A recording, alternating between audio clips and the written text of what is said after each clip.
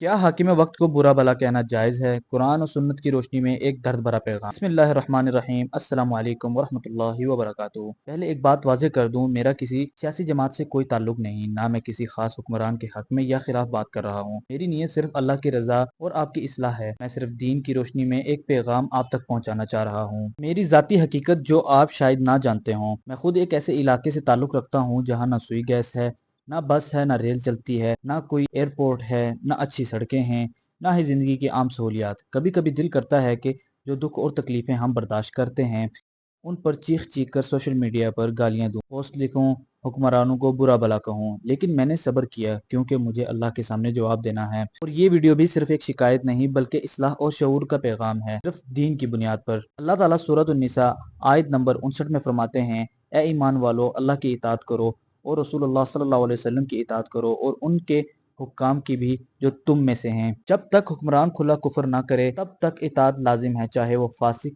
या जालिम ही हो। चलें इसे अहादीस की रोशनी में भी जानने की कोशिश करते हैं। सही मुस्लिम 1849। जो अपने अमीर यानी कि हाकिम की किसी बात को नापसंद करे वो सब्र करे, क्योंकि जो शख्स हुक्मरान की इताअत से बालशत भर भी बाहर निकला वो जाहलियत की मौत मरा। एक और हदीस सही बुखारी 7056, सही मुस्लिम 1709। जब तक तुम उनमें खुला कुफर ना देखो जिस पर तुम्हारे पास अल्लाह की तरफ से वाज़ेह दलील हो, उनकी इताअत करते रहो। यानी सिर्फ जुबानी जुल्म, ना इंसाफी, ना अहली या महरूमी की बुनियाद पर अवामी बगावत या गालियां देना जायज़ नहीं। एक और हदीस सुनन निसाई 4209, इब्ने माजा 4011। सबसे अफजल जिहाद ये है कि जालिम बादशाह के सामने इंसाफ की बात कही जाए। गौर करें, सामने कहना है, ना कि सोशल मीडिया पर गालियां देना, पोस्टें करना या मीम्स बनाना। लोग सिर्फ व्यूज और लाइक्स के लिए हुक्मरानों को गालियां देते हैं और समझते हैं कि वो जिहाद कर रहे हैं। ये इस्लाह नहीं, फितना है। इस्लाह अदब और हिकमत से होती है। हम अगर जुल्म के शिकार हैं तो हमें सबसे पहले अपने गुनाहों, माशरे की गफलत और अल्लाह की तरफ रुजू की कमी को देखना होगा। मैं खुद उन महरूमियों का शिकार हूँ, लेकिन मैंने जुबान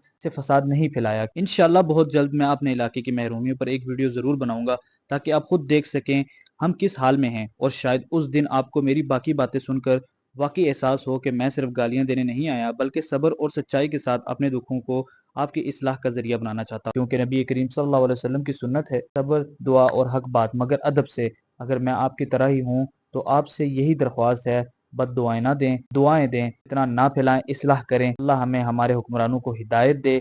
आमीन।